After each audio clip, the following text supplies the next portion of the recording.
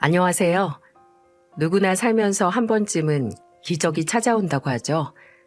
요즘까지 팍팍한 세상에 믿기 어려운 이야기 같지만 이미 경험을 해본 저는 이 말을 철석같이 믿고 있답니다. 쥐구멍에도 벼뜰 날이 온다고 하지 않습니까? 하지만 저는 사는 내내 벼튼커녕 홍수만 들이닥치는 듯 했는데요. 그런 저에게도 단 한 번의 기적은 생기더라고요. 어쩌면 누군가에게는 큰일이 아닐 수 있겠지만 적어도 저에게는 살면서 절대로 잊지 못할 큰 기적이었어요. 하지만 그 이야기에 앞서 먼저 제 지난 인생 이야기를 들려드릴게요. 저는 가진 것이라곤 눈에 넣어도 아프지 않을 사랑스러운 우리 아들, 딸뿐인 50대 아줌마입니다. 그런 저의 인생은 젊었을 적부터 기적은커녕 고난과 고난의 연속이었어요. 특히 제 20대 때만 생각하면 그건 정말 말도 못해요. 아마 다른 분들도 각자의 어려움이 있었겠지만 제가 살았던 힘든 인생은 어디 가서 말도 못할 정도니까요. 원래 저는 20대 초반이라는 꽃다운 나이에 남편과 아들, 딸 하나씩 낳고 사는 단란한 가족을 이루었답니다. 그 당시에도 형편이 넉넉하진 않았지만 그래도 젊은 부부가 무슨 걱정이 있었겠어요? 앞으로는 꿈 같은 일들만 일어날 줄로 알고 있었던 거죠. 하지만 둘째 딸을 낳고 5년 뒤 우리 부부는 병원으로부터 정말 청천벽력 같은 말을 들었습니다. 담당 의사가 그러더군요. 저 따님분은 남들보다는 많이 다릅니다. 좀 많이 아프죠? 혹시 지적장애라고 들어보셨습니까? 네? 뭐라고요? 그게 무슨 말씀이세요? 따님분은 지적장애 1급 결과가 나왔어요. 앞으로 부모님께서 챙겨줘야 할 일이 아주 많을 겁니다. 글쎄, 우리 애가 지적장애 1급이라는 게 아니겠어요? 그때까지만 해도 저희는 그저 딸애가 말도 늦고 자꾸 또래 애들처럼 야물딱지게 행동을 못해서 병원에 데려갔던 건데 꿈에서도 생각지도 못한 의사의 말에 눈앞이 노래지는 것 같았답니다. 그날 집으로 돌아오는 길에 저는 딸을 부둥켜 안고 하염없이 눈물을 흘리고 남편은 땅이 꺼져라 한숨만 푹푹 쉬었죠. 그런데 저와 함께 딸을 지켜줘야 할 그 아이의 생부라는 놈이 하는 말이 정말 기가 차더라고요. 있잖아 여보, 우리 지금 살고 있는 집 사골세 내기도 힘들어. 사실 지금 우리 애들 둘 데리고 쌀 한 톨 해먹는 것도 버거운 형편이야. 그런데 거기에 애가 아프기라도 하면 우리가 이걸 어떻게 감당하겠어? 오늘 검사 비용만 해도 이 정도인데 앞으로 얼마나 더 큰 돈이 들어갈지 어떻게 하냐고. 우리 그냥 얘 국가시설에 맡기자. 그게 얘도 살고 우리도 사는 길이야. 뭐? 지금 고아원에 딸을 버리자는 소리야? 미쳤어? 우리 딸이야, 우리 딸. 당신 그게 애 아빠로서 할 말이야? 가장이니까 내리는 결단이잖아. 내가 얘 아빠이기만 해? 우리 아들 아빠이기도 해. 아픈 딸 떠안고 내가 앞으로 얼마나 고생해야 할지, 그 고생해서라도 잘 먹고 살 수 있을지 하나도 장담할 수가 없는데 그럼 어떡하란 말이야? 그래야 우리라도 산다니까? 미쳤어? 난 절대 못해. 우리 딸 절대 못 버려. 에이씨, 그럼 당신이 혼자 키우던가. 이런 의견 차이로 인해 저희는 병원에 다녀온 후로 몇 날 며칠 동안 계속해서 싸웠어요. 저희 부부의 싸움은 점점 격해져 아이들이 자다가도 놀라 운 적이 한두 번이 아니었어요. 그렇게 싸움을 이어오던 어느 날 남편은 메모지 한 장만 남겨두고 사라져버렸죠. 자고 일어나니 꼴랑 몇 자 적어두고 야반도주를 했더군요. 나는 이 애 못 키우니까 당신이 혼자 키우던지 해. 나 찾지 마. 이 가난 진짜 지긋지긋해. 결혼 초반에는 그렇게 같이 잘 살아보자고 하더니 저는 너무 허망했어요. 그렇다고 제가 나가서 일하는 동안 믿고 맡길 수 있는 가족도 없었고 이 넓은 세상에 저만 홀로 툭 남겨진 느낌이더군요. 앞으로 혼자 애 둘을 키우며 살아갈 생각을 하니 막막하기만 하고 그냥 콱 죽어버리고 싶었습니다. 하지만 그런 극단적인 선택을 하기에는 저는 이미 제 아이들의 엄마이자 하나뿐인 보호자였더라고요. 엄마 밥, 엄마 배고파, 엄마 배고파요, 엄마. 저만 바라보고 있는 아이들의 애처로운 눈빛을 저버릴 수도 없는 노릇이었죠. 그래서 저는 결국 아이들을 집에 두고 무작정 일을 구하기 시작했어요. 목욕탕 청소부터 식당 서빙, 사람을 구하는 곳이라면 어디라도 가서 일을 했답니다. 그리고 한 푼이라도 얻어와 아이들을 먹였죠. 그때는 잠도 어떻게 잤는지, 밥도 어떻게 먹었는지 지금도 기억조차 잘 나지 않네요. 정말 살기 위해 악착같이 버텼다는 말이 딱 맞는 말 같습니다.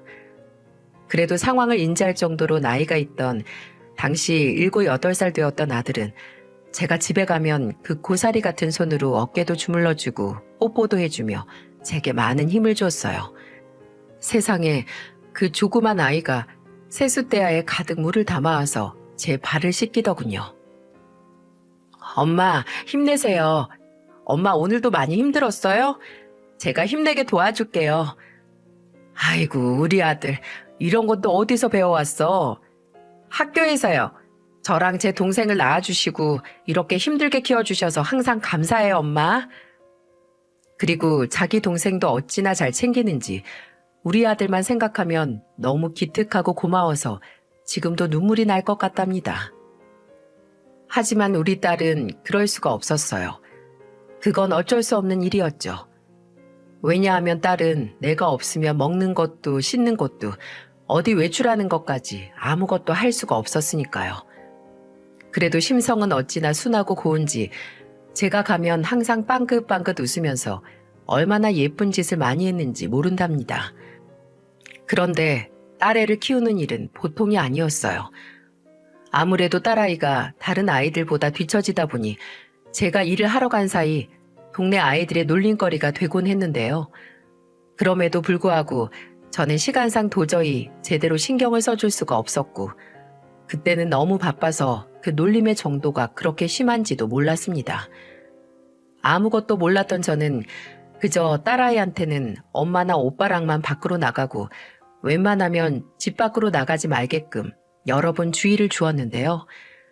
이런 저의 주의에도 불구하고 오빠를 좋아하는 천진난만한 딸애는 매번 오빠가 돌아올 시간이면 동네 앞으로 마중을 나갔나 봐요. 그러면 제 아들은 매번 동생을 놀리는 아이들에게 으름장을 놓곤 했답니다. 야, 너네 저리 안 가? 가! 그래서 저는 아들이 듬직하게 잘 지켜주고 있는 줄만 알았죠.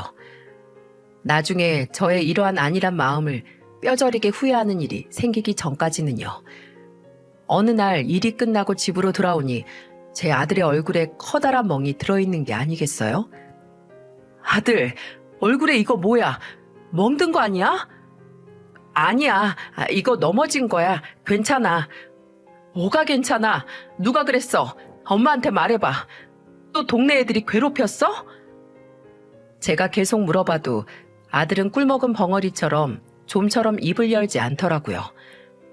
한참 동안 아들을 어르고 달래니 그제야 저희 아들이 낮에 있었던 일을 실토하는데 너무 화가 나 온몸이 부들부들 떨렸어요. 그날은 다른 날보다 아이들이 짓궂었다고 합니다. 세상에 그 어린애들이 얼마나 생각이 없고 영악한지 우리 딸한테 돌멩이를 던지기까지 했다네요. 그 중에서도 심하게 놀리는 아이가 있어 저희 아들이 참지 못하고 주먹 다짐을 한 모양이었어요. 그런데 그의 엄마가 득달같이 달려오더니 제 아들을 크게 혼낸 모양입니다. 아주 온 동네 사람들이 다 보고 있는 자리에서 제 아들만 공개적으로 들을 말 못 들을 말을 다 듣고 있더랍니다. 처음에 아들은 정확히 그 여자가 무슨 말을 했는지까지는 저에게 말하지 않았어요. 그래서 저는 이웃집 애엄마한테 자초지종을 물었고 모든 얘기를 듣고 분노를 주체할 수 없었죠. 그 여자는 아직 10살도 안 된 제 아들을 쥐어박으며 이런 막말을 했다고 해요. 어떻게 된 집안이 애들 교육을 이렇게 시켜? 이래서 아빠 없는 애들이랑은 가까이 지내지 말아야 돼. 어딜 남의 귀한 자식한테 주먹질이야, 주먹질이. 보다 못한 한 할머니께서 아직 애들인데 너무 그렇게 다그치지 말라고 중간에 말리고, 또 저에게 말을 전달해준 이웃도 그래요, 말이 너무 심해요 하고 거들었다고 합니다. 그런데도 그 여자는 오히려 도끼 눈을 뜨고 더 심한 막말을 했다는 거예요. 뭐야? 당신이 애엄마야? 애엄마냐고요? 아니면 빠져요. 얘네들 그 과부집 애들이잖아. 아니 그 여자는 애 교육을 어떻게 시키는 거야? 어디서 덜 떨어진 집구석 애들이 남의 귀한 자식한테. 그 가난한 여자가 우리의 얼굴 부은 거 책임질 수 있을 것 같아? 얘, 입이 있으면 말을 해봐. 너희 엄마가 병원비 물어낼 수 있을 것 같냐고. 이 모든 이야기를 다 들은 저는 즉시 아들 손을 잡고 그 집으로 쳐들어갔습니다. 목욕탕 청소일 그까짓 거 하나 잘리면 하나 더 구하면 그뿐이다. 아주 오늘 그냥 너 죽고 나 죽자 하는 심정으로 그 집 대문 앞에서 온 동네가 떠나가라, 나오라고 나오라고 소리를 질렀습니다. 그 집 애엄마는 놀라서 나오더니 절 바로 알아보고는 곧바로 사나운 표정을 짓더군요. 그리고 표독스럽게 말했어요. 여기가 어디라고 왔어요? 낮에 있었던 일 얘기 들었죠? 그럼 굽신굽신해도 모자랄 판에 뭘 잘했다고 큰 소리예요? 자기 아들이 저지른 잘못을 아는지 모르는지 그 뻔뻔한 얼굴을 보니 더더욱 화가 났죠. 그리고 그때는 온 동네 사람들이 전부 싸움 구경을 하러 몰려든 상태였는데도 낯빛 하나 변하지 않더라고요. 제가 그 얼굴에 대고 바락바락 소리를 지르기 시작했는데 저는 제 몸에서 그렇게까지 큰 소리가 날 수 있다는 걸 그날 처음 알았어요. 이것 보세요. 우리 아들 얼굴 좀 보시라고요. 당신 아들이 내 딸한테 온갖 몹쓸 말을 쏟아내질 않나 돌멩이까지 던져대다가 이 사단이 난 거잖아요. 그런데 애엄마라는 사람이 그런 우리 아들한테 망신을 주고 혼을 내? 당신이 뭔데? 당신 집안이 잘못했잖아. 지금 당장 사과하세요. 이 여자가 미쳤나? 우리 애가 했다는 증거 있어요? 증거? 우리 아들이 그랬다는 게 증거예요. 이보다 더 정확한 증거가 어딨어요? 그쪽 아들 데려와 봐요. 나도 한 대 콱 쥐어박게. 어머, 미쳤나 봐, 진짜 이 여자가. 그래, 나 미쳤다. 여기 있는 사람들 전부 똑똑히 들어. 나 미친 사람이야, 알아? 어디 남의 자식 귀한 줄 모르고 손을 함부로 올려? 집안 교육 어떻게 시켜먹길래 애가 사람한테 돌을 던지는데 감싸고 드냔 말이야. 나도 똑같이 해줘? 똑같이 해줘야 정신을 차리겠어? 그러면서 홧김에 근처에 있는 돌멩이를 드는 신용을 하자 그 여자는 깍 소리를 질렀어요. 뭐 하는 거예요? 그만해요. 한 번만 더 우리 애들한테 못된 소리하고 못되게 굴기만 해봐. 아주 똑같이 되갚아 줄 테니까. 여기 있는 분들 다들 똑똑히 들어요. 앞으로 우리 애들 못 살게 굴기만 해봐요. 우리 아들, 딸 괴롭히지 말라고요. 여러분들은 자식 없어요? 똑같은 부모 아니냐고요. 제 새끼들 귀한 줄 알면 우리 새끼들 귀한 것도 좀 알아달란 말이에요. 피를 토하듯 울부짖는 제 모습에 주변 사람들은 쥐죽은 듯 조용해지더니 슬금슬금 흩어지더라고요. 저는 그때만큼 악에 받쳐 누군가에게 소리를 질러본 적이 전에도 그 이후에도 없었던 것 같아요. 속에 있던 울분을 다 토해내니 거의 혼절하다시피 주저앉게 되었죠. 제 사정을 아는 몇몇 사람들만 저를 일으켜 세우고 토닥여줬습니다. 제 그런 절박함이 통했는지 다행히도 그 다음부터는 저희 딸을 놀리는 아이들도 저희 아들에게 해코지를 하려는 아이들도 전부 사라졌고 동네 사람들 입에서도 다시는 아빠 없이 큰애들이라든지 못 배웠다느니 하는 말이 나오지 않았죠. 하지만 우리 딸을 키우면서 겪은 고난은 거기서 끝이 아니었어요. 또 하루는 제가 또 일을 하러 나간 사이 혼자 있던 딸이 절 찾아오겠다고 집을 나선 모양이었어요. 학교를 마치고 집에 와 동생이 없어진 것을 본 아들은 놀래서 제게 달려왔고 저는 거의 정신이 반쯤 나간 상태로 딸아이를 찾아 온 동네를 이잡듯 뒤지고 다녔죠. 효민아, 효민아, 어디 갔니? 효민아, 엄마 여기 있어. 효민아, 효민아, 우리 딸 어딨어? 아주머니, 우리 효민이 봤어요? 우리 효민이 보셨어요? 효민아, 효민아, 엄마 죽어. 효민아, 효민아, 좀 빨리 와줘. 그렇게 미친 사람처럼 애를 찾고 다니다 결국은 못 찾고 집으로 돌아왔는데 집 앞에 딸이 있는 겁니다. 경찰관이랑 함께요. 다행히 아이가 혼자 길을 잃고 돌아다니는 걸 경찰관이 발견하고 물어물어 저희 집 아이인 걸 알아내 데려온 것이었죠. 저는 아이를 보자마자 안아주기는커녕 빽 하고 소리쳤습니다. 효민이 너 어디 갔었어? 이리 와, 엄마한테 맞자. 어? 이리 와, 엉덩이 대. 엄마가 집에 있으라고 했지. 밖은 위험하다고 했어, 안 했어? 너 없으면 엄마 죽어. 너 엄마 죽는 걸 보고 싶어서 그래? 엄마가 하루 종일 얼마나 너 때문에. 저에게 엉덩이를 맞은 딸아이는 울면서 잘못했다고 하고 경찰관도 진정하라며 저를 말리더라고요. 엄마 이렇게 놀래킬 거야? 다음에도 또 이럴 거야? 엄마 잘못했어요. 엄마 잘못했어요. 그날 딸아이를 부둥켜 안고 얼마나 울었는지 모릅니다. 곁에 있던 아들도 같이 엉엉 울고 그렇게 그날의 해프닝은 마무리가 되었죠. 그렇게 한바탕 소동이 끝나고 기진맥진에 새근새근 자는 애들을 보며 저는 그날 다시 한번 결심했습니다. 어떤 일이 있어도 제 애들은 제가 지키겠다고요.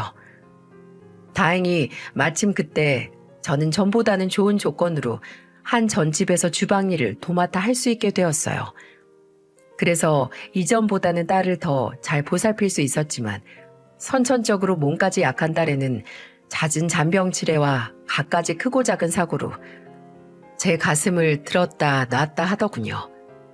그런데 참 이상하지요. 그런 사고뭉치 딸이라도 전 마냥 딸이 예쁘기만 했으니 말입니다. 그로부터 수년의 세월이 흐르며 제 아들, 딸은 무럭무럭 자랐습니다. 특히 저희 아들은 그날 이후 크면서 사고 한 번 내지 않았어요. 또 남들 가는 학원, 남들 다 있는 문제집 하나도 없이도 늘 학교에서 3등 안에 들곤 했습니다. 그런 애가 고등학교를 졸업하고 대학은 원서도 쓰지 않고 군대부터 가더군요. 아들, 하고 싶은 거 있으면 말해도 돼. 엄마가 어떻게든 뒷바라지 해줄 수 있어. 그런 거 걱정하지 말고 넌 하고 싶은 공부해. 아니야, 엄마. 내가 아직 하고 싶은 걸 못 찾아서 그런 거야. 곧 찾을 테니까 걱정하지 마요. 아휴, 내가 마음을 빨리 못 정해서 우리 엄마만 고생시키네. 원래 남자들은 이렇게 당장 답이 없을 때 후딱 군대 다녀와야 하는 거야. 건강하게 잘 다녀올 테니까 걱정하지 마요, 엄마. 그렇게 군대로 떠난 아들은 결국 그곳에 말뚝을 박더군요. 그렇게 공부머리가 뛰어난 앤데 우리 집이 가난해서 애가 직업군인이 된 건가 괜시리 걱정스러웠는데요. 그런 저에게 아들이 해준 이야기가 얼마나 대견했는 줄 아시나요? 에이, 군인도 공무원이야, 엄마. 얼마나 잘해주는데. 나는 오히려 이렇게 잠도 재워주고 밥도 먹여주고 안정적인 직장이라 너무 마음에 드는걸? 다른 사람들은 하고 싶어서 비싼 돈 들여서 전문 대학교도 다니고 오는데 나는 이렇게 바로 시작할 수 있으니 얼마나 좋아. 오히려 자랑스러운 대한민국의 군인이 된 건데 축하해줘야지. 이렇게 말하며 아들은 저에게 환하게 웃으며 자랑스럽게 말했어요. 그래서 제가 잘못 생각했구나. 어쨌든 우리 아들이 하겠다고 하는 건 응원해줘야겠다 싶어 마음을 바꾸게 되었답니다. 이후로는 어딜 가도 우리 아들이 이 대한민국 군인이라고 자랑스럽게 말하고 다니고 있어요. 아들은 중요한 일이 없는 한 달에 서너 번은 집으로 와서 가족들과 함께 시간을 보내고 제가 한사코 말려도 용돈을 쥐어주고 가는 그런 효자랍니다. 반면 우리 딸은 아직 제가 키우는 중이고요. 딸은 그래도 나이가 들더니 예전보다 사고를 치지도 않고 얌전해졌어요. 이제는 예전처럼 큰 돌발 행동은 잘 안 하게 되었고요. 저는 가게 일을 하면서 조금씩 모았던 돈으로 작은 포장마차를 차려 5년 정도 해오고 있었습니다. 그런데 인생은 산 넘어 또 산이더군요. 어느 날 또다시 저에게 청천벽력 같은 소식이 들려왔기 때문이에요. 바로 제가 일하는 지역이 재개발에 들어가게 된 것이었죠. 해당 지역에 있던 모든 노점상들에게는 철거 명령이 떨어지게 되었어요. 어떻게 마련한 내 일터인데 이렇게 한순간에 사라지다니요. 당장 저희의 밥벌이는 이것뿐이었는데 말입니다. 저는 또다시 큰 절망에 빠지게 되어 하루하루를 눈물을 삼키며 지낼 수밖에 없었어요. 이제는 저도 나이가 있다 보니 어디 가서 새로운 일을 구하기도 막막하더군요. 그러던 와중에 어느 날은 제 포장마차에 어느 손님이 들어왔어요. 백발이 무성한 노인분이셨죠. 정장을 입은 모습이었지만 수염도 정리가 안 되어 덥수룩하고 머리도 떡져 한 일주일은 안 씻은 듯한 몰골이었어요. 말하는 것을 들어보니 말투도 약간 어눌한 게 어딘가 불편해 보이셨고요. 사장님, 네네, 말씀하세요. 제가 돈이 없어서 그러는데, 네네, 괜찮아요. 말씀하세요. 저거, 우동. 우동이요? 네네, 알겠어요. 여기 앉으세요. 잠시만 기다리세요. 저는 그 노인분을 자리에 앉혀드리고 공짜로 우동을 만들어드렸어요. 얘기를 나누다 보니 아버지가 생각이 나기도 하고, 그리고 저는 매일같이 우리 딸과 대화를 해서인지 그런 대화가 전혀 불편하지 않았거든요. 그런데 제가 가져다 드린 우동을 보더니 노인분은 갑자기 막 우시는 거예요. 사장님, 감사합니다. 정말 감사합니다. 잘 먹겠습니다. 아니에요. 많이 드세요. 더 필요한 거 있으면 언제든 말씀하시고요. 양 부족하면 더 드릴게요. 한참을 흐느끼던 백발 노인은 우동 한 그릇을 전부 다 먹고 또 한참을 흐느끼다가 가시더군요. 그때는 그냥 무슨 사연이 있으신가 보다 싶어 신경이 쓰였을 뿐 직접 위로를 해드리거나 무슨 일이 있으시냐고 말을 붙이지는 못했어요. 그런데 다음 날 그 백발 노인은 또 저희 포장마차로 오시는 거예요. 그날은 어디서 국어를 하고 왔는지 꼬깃꼬깃한 1,000원 한 장을 들고 와서 저에게 주시더군요. 사장님, 이거 우동 한 그릇만 주세요.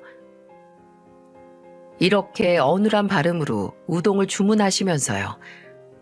그래서 저는 또 똑같이 우동을 한 그릇 내어드렸어요. 오늘은 저한테 이거 주시는 거예요? 이거 1,000원 저 주시는 거예요? 감사합니다, 어르신. 1,000원 감사해요.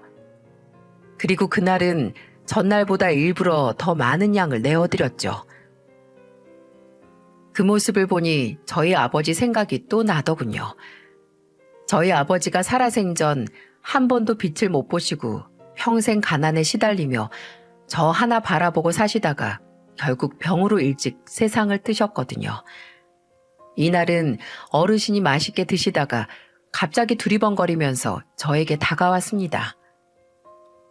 사장님, 혹시 손님들 먹다 버린 남은 술 있나요? 저 남은 술, 버리는 술 하나만 주세요. 다른 사람 먹다 남은... 이렇게 말씀하시면서 소주를 찾으시더군요. 그래서 저는 금방 말을 알아듣고 되물었어요. 소주도 시키고 싶으세요? 소주 한 병 드릴까요? 여기 있어요, 어르신. 이거 드세요. 그리고 새 소주를 한 병 가져다 드렸어요. 어르신은 소주를 받아들고 조금씩 마시더니 이번에도 훌쩍훌쩍 울기 시작하시는 겁니다. 그 다음 날도 또 똑같이 우동 한 그릇에 소주를 마시면서 흐느끼시고요. 그래서 3일째 되는 날에는 제가 손님들 없는 틈을 타 어르신께 말을 붙여보았어요.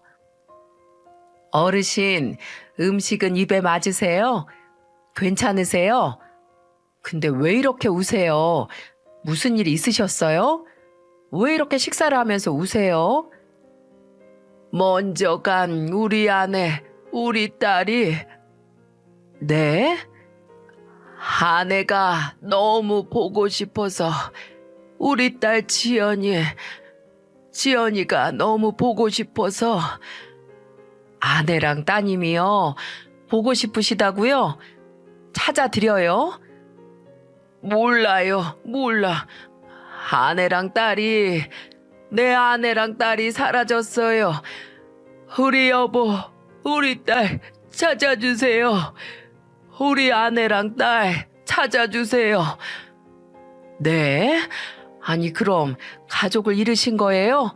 아내분과 따님을요? 제가 경찰을 불러드릴까요? 아니, 싫어. 경찰은 싫어요. 경찰은 못 믿어요. 그 사람들은 못 믿어요. 내 말을 안 들어요. 아이고, 그러셨어요. 네네, 어르신 알겠어요. 그렇게 저한테 이야기를 털어놓으며 더욱 크게 울음을 터뜨리는 어르신을 한참 달래고 보내드렸어요. 그런데 어르신은 그 다음 날에는 안 오셨더라고요.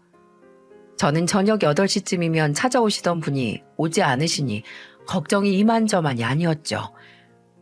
정신도 성취하는 분이 어디서 해코지라도 당한 것이 아닌가 싶더라고요. 어르신은 하루를 걸러 그 다음 날 손이 이만큼 퉁퉁 부어서 오셨어요. 어머, 어르신 오셨어요? 어머, 이게 뭐예요? 어디 밟히셨어요? 아니면 어디 부딪히셨어요? 아유, 이런 건 병원을 가셔야지. 누가 이랬어요? 병원 싫어요. 병원 싫어. 안 가요. 안 가. 아유, 알았어. 일단 여기 앉으세요. 잠시만 기다리세요.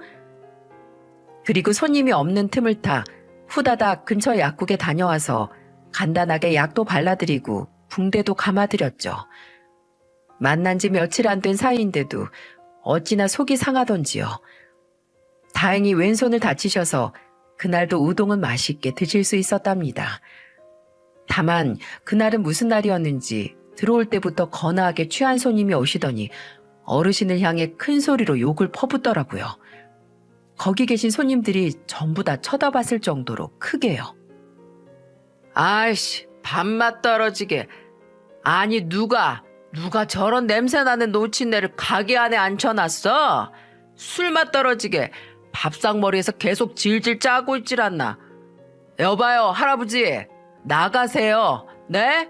나가라고요. 보다 못한 제가 후다닥 나서서 말렸어요. 아유, 손님, 저희 아버지인데 오늘 더워서 땀을 많이 흘리셔서 그래요. 조금만 이해해 주세요. 불편하셨다면 정말 죄송합니다. 제가 서비스로 오뎅탕 해드릴게요. 화 푸세요, 손님. 아니, 가족이면 다야? 다른 손님들 전부 밥맛 떨어지게 굴고 있잖아. 아유, 제가 이렇게 대신 사과할게요. 죄송합니다. 죄송해요.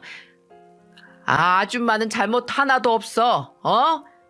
이런 아버지 밑에서 고생만 하고 있는 거지 지금. 이 노인네가 죄인이지, 죄인. 그 소리를 듣는데 정말 오랜만에 머릿속에서 뭔가 뚝 끊어지는 듯 하더군요. 저는 즉시 눈빛을 무섭게 바꾸고 쏘아붙였어요. 손님, 나가세요. 뭐요? 나가시라고요. 손님한테는 받을 돈도 팔 음식도 없어요. 나가세요. 얼른 나가요. 아니, 이 아줌마가 갑자기 왜 이래? 미쳤어? 손님은 부모도 없어요? 가족 없어요? 우리 아버지라고 했잖아요. 사람이 할 말이 있고 못할 말이 있지. 어디 남의 가족한테. 나가요. 당장 나가. 아줌마 미쳤어요? 이렇게 손님 내쫓고 장사 어떻게 해먹겠다는 거야? 내 가족 욕하는 사람한테는 저도 장사 안 합니다. 나가세요. 참나, 이놈의 가게 장사 아주 잘 되나 보자, 아주. 그 진상 손님은 나가면서도 아주 고약한 심보더라고요. 가게 안 손님은 한두 명씩 눈치를 보더니 계산을 하고 자리를 뜨시더군요. 그날은 저도 더 이상 장사를 이어가고 싶은 마음이 싹 다 사라졌어요. 그래서 아예 천막을 쳐버리고 가스도 꺼버렸어요. 그리고 소주 한 병을 새로 들고 와 어르신 맞은편에 앉았답니다. 그 사이 어르신은 겁먹으셨는지 조용히 떨고 있더라고요. 저는 다 괜찮다고 이제 다 지나갔다고 어르신을 안심시켜드리고는 이러지 마시고 집으로 돌아가시라고 다른 가족분들은 없냐고 물어봤어요. 하지만 어르신은 제 질문에 끝내 대답하지 않으셨죠. 한참의 침묵 끝에 제가 먼저 입을 열었습니다. 그럼 그냥 이번엔 제 얘기를 해볼까요?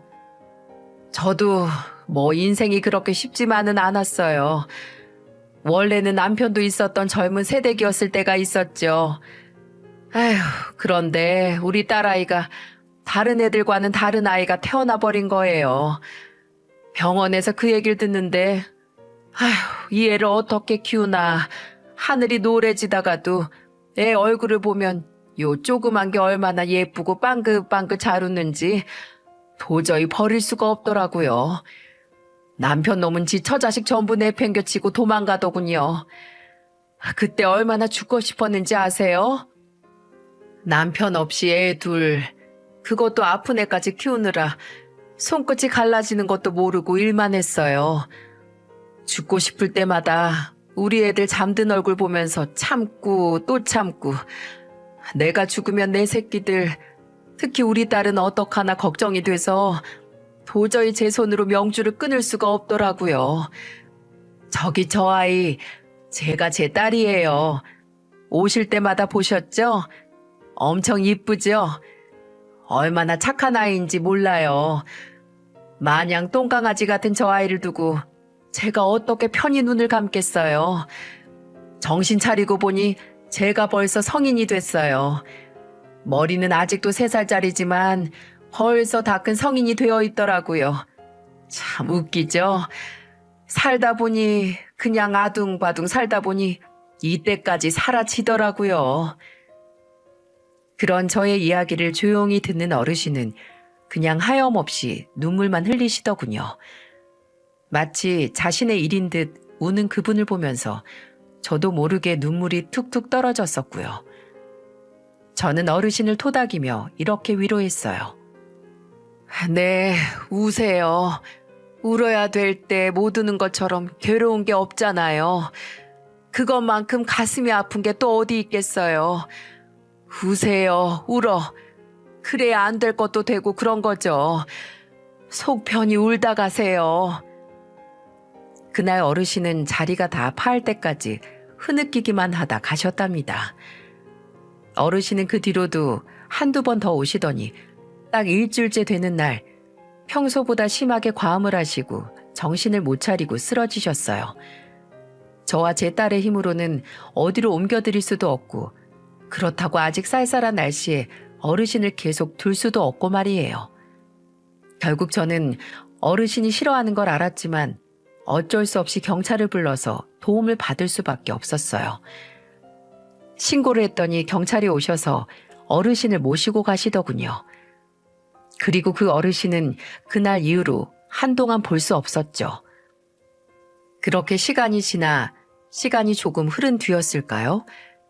제 인생에 있어서 특별한 순간이 찾아왔습니다.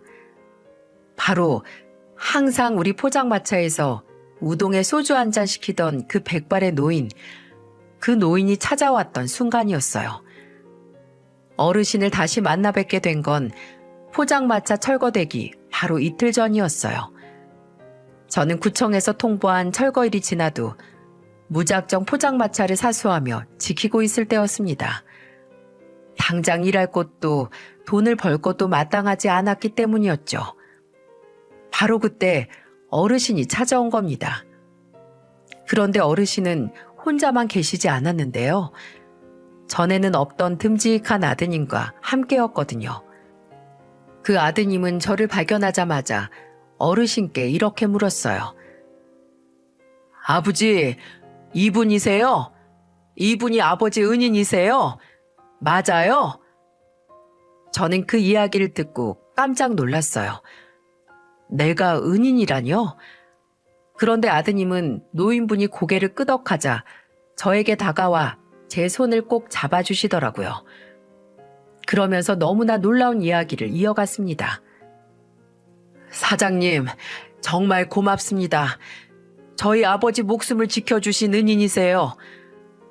아버지가 원래는 정말 정정하시고 멋진 분이신데 저희 가족이 사실 6개월 전에 큰 아픔이 있었거든요. 제 어머니와 여동생이 교통사고로 인해 그만 하늘나라로 떠나버렸어요. 아버지와 저는 그날 한순간에 가족을 2명이나 잃게 되어 세상이 다 무너지는 것 같았죠. 그런데 저는 그나마 젊어서 아버지보다야 버틸 수 있었지만 아버지는 그날부터 너무 큰 정신적 충격을 받으셔서 그만 자꾸 이상행동을 보이시거나 헛소리를 하시더라고요. 믿고 싶지 않았지만 아버지는 너무 지독한 우울증에 걸렸다는 진단을 받으셨고요. 그래서 제가 더 각별히 돌봐드리려고 했는데 몇 주 전에 돌연 사라지신 거예요. 핸드폰도 집에 놓고 가시고 정말 몸만 사라지셔서 제가 그동안 얼마나 찾아 헤맸는지 모릅니다.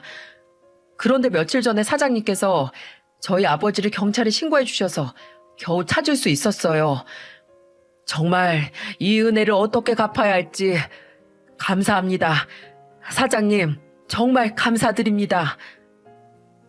저는 이 모든 이야기를 듣고 크게 놀랐어요.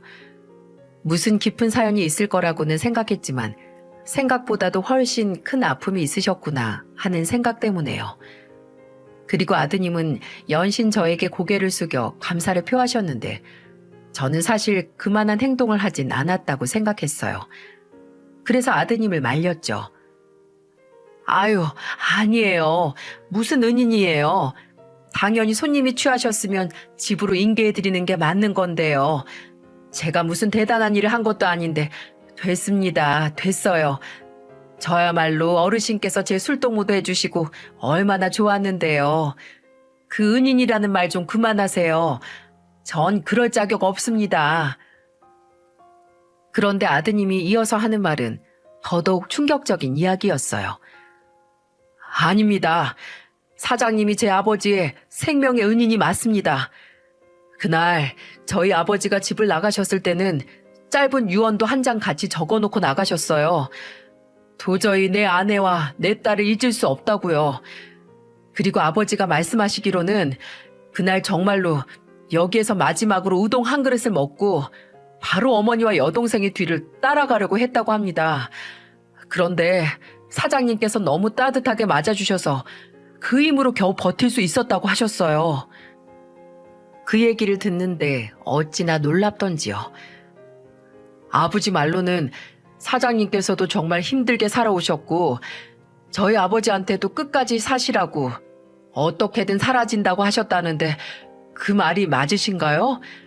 저희 아버지한테 그래도 살아야 한다고 조언을 주신 거 맞으시죠? 아버지가 사장님의 바로 그 말 한마디 때문에 극단적인 선택을 하려던 마음을 접었다고 하셨어요. 맞으시죠? 아유, 네, 그럼요. 산 사람은 살아야 하니까요. 먼저 간 사람을 굳이 따라갈 필요가 있나요? 먼저 가신 분들이 그걸 원치 않으시는데 말이에요. 그리고 저희한테는 남은 자식이 있잖아요. 남은 자식들 보고서라도 다시 힘을 내야죠. 어쩐지 술만 마시면 우시고 우동을 드시면서도 하염없이 우시길래 무슨 사연이 있을 줄은 알았지만 아휴, 그렇게 가슴 아픈 사연이 있으시다니. 그러니 정신이 온전치 못하는 게 당연하죠. 아휴, 어르신도 참 기구한 인생이시네요. 네, 감사합니다.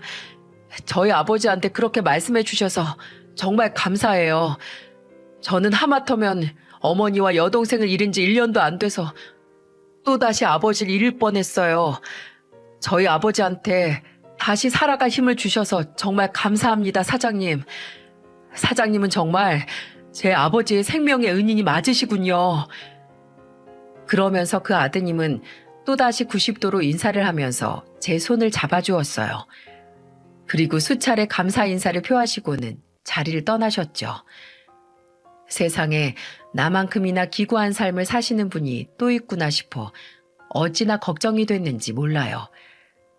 다행히 나중에 듣게 된 바로는 그 이후 그 백발 어르신은 곧바로 정신과 그리고 여러 병원 치료를 받으며 상태가 많이 호전되셨다고 합니다. 얼마 뒤 아드님과 또 한 번 찾아오셨을 때 모습을 보니 안색이 훨씬 좋아지고 많이 안정을 되찾은 듯한 모습이더라고요. 그 모습을 보고 저는 일부러 밝게 말을 걸었어요. 아유, 손님, 또 오셨어요? 오늘은 뭐 드시려고요? 오늘은 공짜 우동 한 그릇 내어드릴까요? 네, 우동 한 그릇만 주십시오. 오늘은 2배로 드리려고 왔습니다, 사장님. 우동 2그릇만 주세요. 그렇게 찾아온 두 분은 우동을 역시 맛있게 뚝딱 드셨어요. 어찌나 그 모습이 보기 좋았는지요. 그런데 식사가 끝나고 아드님이 제게 찾아와 이렇게 말을 거는 겁니다. 사장님, 제가 듣기로는 이 지역이 재개발에 들어간다면서요?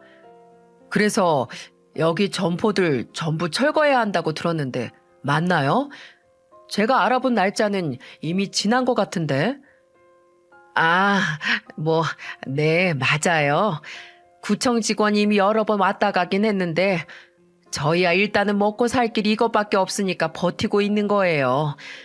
원래 철거 예정일은 지난주였는데 도저히 이 다음에 어디로 가야 할지 구해놓질 못해서요. 그래서 일단은 버티고 있습니다. 예. 제 얘기를 듣고 잠시 생각에 잠긴 아드님은 그렇군요. 일단 알겠습니다. 라고 조용히 얘기하더니 정말로 드신 음식의 2배 가격인 우동 4그릇 값을 지불하고 가셨어요. 제가 한사코 거절해도요. 제 인생의 기적은 바로 이튿날 찾아왔답니다. 저는 아마 평생 그날을 잊지 못할 거예요. 그날도 여느 때처럼 시간에 맞춰 포장마차를 오픈하러 갔는데 글쎄 그 아드님이 먼저 와 계신 겁니다. 그래서 저는 깜짝 놀라기도 하고 반갑기도 해서 인사를 건넸어요. 어머, 안녕하세요. 오늘도 우동 드시러 오셨어요? 안녕하세요, 사장님. 아닙니다. 오늘은 제가 저희 아버지 부탁을 들어드리려고 왔습니다. 일단 안으로 들어가서 얘기하실까요? 네네. 여기 앉으세요. 그렇게 아드님은 음식도 없는 포장마차 안에 자리를 잡더니 저에게 대뜸 이야기를 시작했는데요. 그 이야기는 도저히 믿겨지지 않을 정도로 파격적인 내용이었어요. 사장님, 원래 저희 아버지께서 유통사업을 오랫동안 하시던 분입니다. 그런데 이번에 겪으신 일련의 일로 인해 더 이상 사업을 이끌어 나가기 어렵게 되셔서 제가 사업을 물려받게 되었어요. 아버지는 제게 회사를 물려주시면서 한 가지 부탁을 하셨는데 그게 바로 사장님과 관련된 부탁이었습니다. 지난 몇 주 동안 저희 아버지는 사장님으로 인해 다시 살아갈 용기도 없고 치료도 열심히 받아 많이 회복하셨거든요. 그래서 말인데 여기서 멀지 않은 곳에 저희 회사 건물이 있는데 그곳 1층이 자리가 마침 비어서요. 사장님께서 괜찮으시다면 그 자리에 사장님 가게를 내어드리려고 하는데 괜찮으실까요? 그 말을 듣고 저는 어안이 벙벙했답니다. 아드님의 마지막 말을 이해하는 것만으로도 한참이 걸렸죠. 제가 뭐라고 이렇게까지 큰 선물을 받을 수 있단 말입니까? 저는 손사래를 쳤어요. 손님, 아닙니다. 저는 그렇게까지 큰 선물을 받을 수는 없어요. 그건 저한테 너무 과분합니다. 마음은 너무나 감사하지만 아니 사람이 엄치가 있지 어떻게 그렇게까지 큰 선물을 넙죽 받을 수 있겠어요. 괜찮아요. 그 마음 정말 감사합니다. 제가 오히려 감사하게 그 마음 받겠습니다. 아니에요, 사장님. 저희 부자 정말 진심으로 제안 드리는 겁니다. 게다가 사장님 사정도 저희 아버지가 다 들었지 않습니까? 특히 따님분에 대한 이야기 말이에요. 가뜩이나 따님이 몸도 편치 않으신데 언제 철거될지 모르는 이곳에서 장사를 이어가시는 것보다 번듯한 가게로 옮기는 편이 좋지 않겠어요? 그래도 저는 정말로 돌아가신 저희 아버지 생각하면서 음식 좀 내어드린 것밖에 없어요. 어르신을 보면 꼭 저희 아버지 같고 가족 같으니까. 제 말이 바로 그거예요. 어느 누가 생판 남을 자기 가족처럼 보살펴준단 말입니까? 사장님의 그 따뜻한 마음이 저희 아버지를 살리신 거라고요. 생각해 보십시오. 사장님이 아니었다면 저는 한순간에 제 가족을 모두 잃고 외톨이가 될 뻔했어요. 사실 이건 아버지의 부탁이기도 하지만 제 부탁이기도 합니다. 정말 제가 아버지까지 잃게 됐다면 얼마나 가슴이 미어졌겠습니까? 사장님은 저희 가족의 은인이에요. 제발 저희의 작은 성의를 받아주십시오. 아드님의 진심 어린 간곡한 이야기를 듣는데 제 눈에서는 저도 모르게 저절로 눈물이 하염없이 흘렀어요. 저도 가족을 잃어도 보고 또 가족 때문에 삶을 살아도 본 사람인데 그 마음을 어떻게 모를 수가 있겠나요? 저는 그제야 저에게 이런 이야기를 꺼내시며 조금이라도 그 은혜에 보답하고 싶어하는 그 심정을 알게 되었답니다. 그래서 결국 그 제안을 받아들일 수밖에 없었어요. 감사합니다. 저도 그 마음을 알 것 같아서 아휴 얼마나 마음고생하셨어요. 감사합니다. 정말 감사합니다. 보답해 주신 은혜에 맞게 열심히 살아가겠습니다. 앞으로도 남들 도우면서 계속 살아갈게요. 정말 감사합니다. 감사해요. 말 그대로 눈물을 한 바가지 쏟으며 연신 감사하다고 인사하자 곁에 있던 딸도 뭣도 모른 채 절 따라 울더군요. 그 모습을 본 아드님 역시 눈물을 흘렸고요. 잠시 뒤 아드님은 무거워지는 분위기를 일부러 환기시키려는 듯 장난스럽게 이렇게 말하더군요. 사장님, 저희 랩에도 저희 아버지 피를 그대로 물려받은 사업가입니다. 이 동네에서 사장님 음식만큼 맛있는 곳은 찾기 어려워요. 이건 정말입니다. 제발 오셔서 저희 직원들, 아니 제가 점심시간에 맛있는 밥 좀 먹게 해주십시오. 그 말에 한참 울던 저는 그만 푹 하고 웃음을 터뜨릴 수밖에 없었죠. 그리고 그로부터 얼마 지나지 않아 정말로 아드님은 멀지 않은 곳에 제 가게를 차려주었어요. 단순히 공간만 내어준 게 아니라 명의까지 제 명의로 된 진짜 제 가게를 차려줬죠. 지난 수십 년간 요리를 하면서 제 이름으로 된 제 가게를 제대로 내본 적은 한 번도 없었어요. 난생 처음이었죠.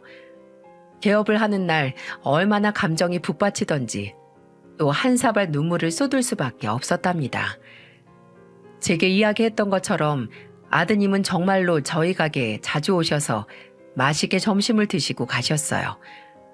뿐만 아니라 직원 회식도 저희 가게에서 하는 등 물심양면으로 많은 도움을 주고 계시답니다. 아드님의 이러한 노력 덕분인지 저희 가게는 날로 손님이 많아지고 있어요. 그렇기 때문에 정말 눈코 뜰 새 없이 바쁜 하루하루를 보내고 있죠. 그래서 몸은 조금 고되지만 저는 요즘만큼 행복한 나날이 없답니다. 저에게 찾아온 이런 기적 같은 일에 하루하루 감사하며 살고 있어요. 또 치료로 인해 상태가 정말 많이 호전되신 어르신은 이제 전처럼 말을 심하게 더듬지 않게 되었어요. 가끔가다 저희 가게 우동을 드시러 오실 때마다 웃으며 인사도 하시고 저희 딸이랑도 한참을 놀다 가십니다. 저희 딸 역시 할아버지, 할아버지다, 할아버지!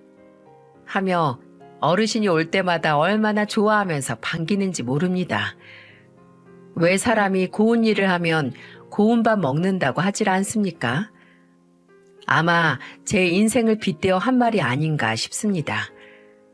살면서 선행을 많이 베푼 사람은 언젠가는 그 업보를 전부 물려받는다고 하는데 제가 이때까지 살아보니 옛 어른들의 말이 틀린 것이 하나도 없는 것 같더군요. 물론 저도 의도하고 행동한 것은 아니지만 제가 저희 가족 생각에 제 가슴이 아파서 했던 수많은 따스한 행동들이 모두 저에게 이렇게 돌아온 것이 아닐까 싶네요. 어쩌면 저의 지난 기구했던 삶을 하늘이 굽어보시고 어르신을 보낸 게 아닐까 싶기도 하고요. 이렇게 제 이야기를 전부 하고 나니 속이 후련해지고 더더욱 지난 과거의 아픔과는 멀어진 기분이 드네요. 저의 긴 이야기를 들어주신 모든 분들께 감사드립니다. 제 사연을 들어주신 분들 모두 앞으로 선한 마음을 베풀고 살아가시는 따뜻한 사람이 될 수 있기를 간절히 바랍니다. 오늘 하루도 사랑이 가득한 하루 보내시길 바랍니다. 감사합니다.